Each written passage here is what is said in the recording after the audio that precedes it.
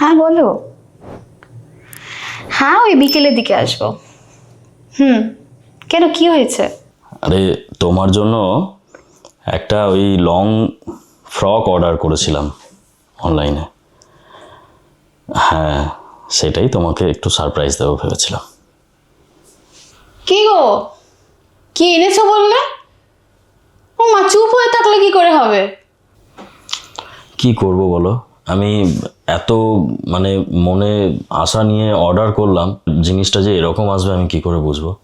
ও এই ব্যাপার, এই সামান্য ব্যাপার নিয়ে এত টেনশন করছো? এত টেনশনের কি আছে?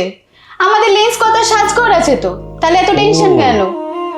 হ্যাঁ ঠিক বলেছো, তাহলে এবার থেকে লেন্স যা অর্ডার করব লেন্স সবকিছু লেন্স কথা সাজঘর।